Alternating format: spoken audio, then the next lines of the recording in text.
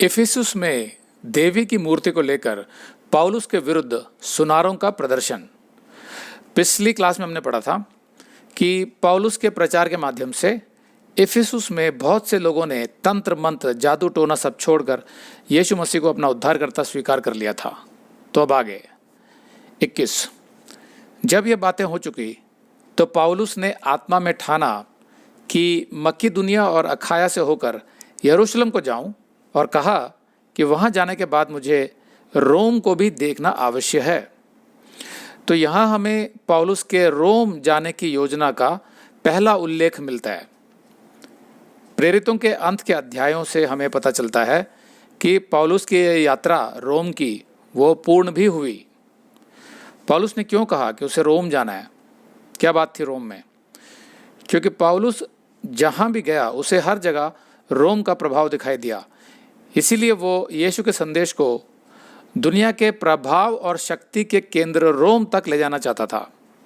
लेकिन सबसे पहले वो यरूशलेम के गरीब संतों के लिए प्रेम भेंट लव ऑफरिंग ले जाना चाहता था, जिसको वो मकिदुनिया और अखाया के चर्चों से इकट्ठा करना चाहता था, जैसा रोमियो के 15:25 से 26 में लिखा है।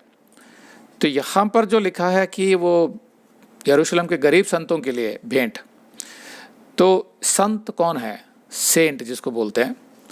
तो संत बाइबल के आधार पर, नए नियम के आधार पर मसीही लोगों को ही संत कहा जाता है, क्योंकि वे यीशु मसीह के बलिदान के कारण और उसके माध्यम से पवित्र कर दिए गए। उनका पवित्रीकरण हो गया। जिसने भी अपने पापों से मन फिराकर सच्चे मन से यीशु को स्वीकार कर लिया, परमेश्वर उस मनुष्य को पवित्र घोषित कर देता है।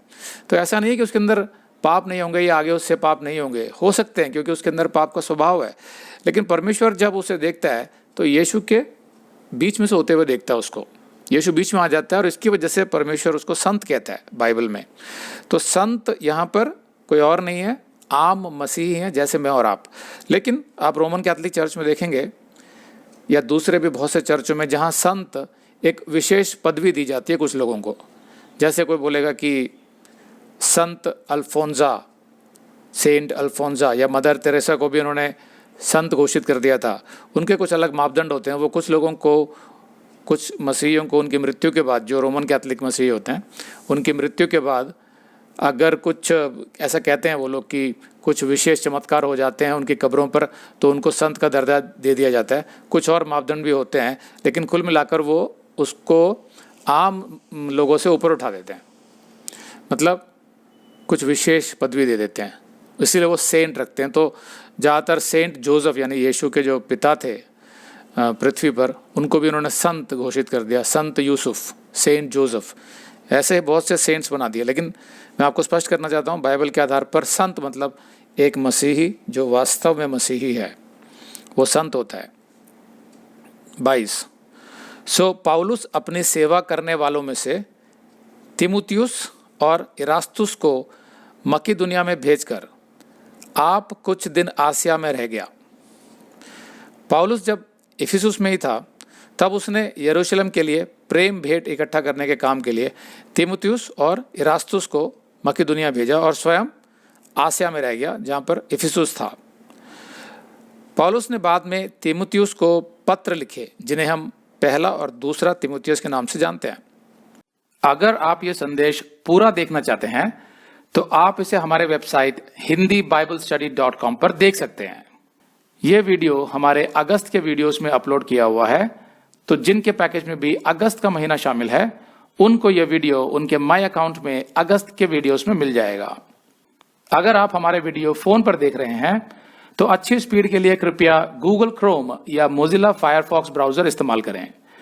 तो इनको डाउनलोड करने के लिए आप प्ले स्टोर में जाएं और ऊपर गूगल क्रोम टाइप करें, फिर आप गूगल क्रोम ब्राउजर पर क्लिक करें और उसे इंस्टॉल करें। ये एकदम फ्री है। इसी तरह आप मोजिला फायरफॉक्स टाइप करें, फिर आप मोजिला फायरफॉक्स ब्राउजर पर क्लिक करें और उसे इंस्टॉल करें। यह भी एकदम फ्री है।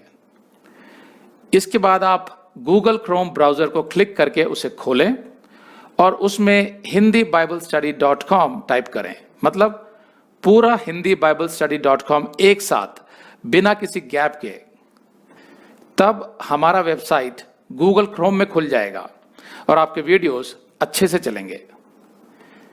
इसी तरह आप मोजिला फायरफॉक्स ब्राउजर भी क्लिक कर सकते हैं और उसमें भी बिना गैप के hindiBiblestudy.com टाइप कर सकते हैं। उसमें भी हमारे वीडियोस बिल्कुल आराम से चलेंगे। इसके अलावा अगर आप चाहें तो बेहतर स्पीड के लिए आप वीडियो के नीचे बने प्ले बार पर सेटिंग्स का चिन्ह दबाकर 240p 240p सेलेक्ट कर सकते हैं, जिससे आपका बहुत ही कम डेटा खर्च होगा। 240 सेलेक्ट करने के बाद आप वीडियो के बाहर कहीं भी क्लिक कर दीजिए, फिर वीडियो को पीछे ले जाकर शुरू से देखिए।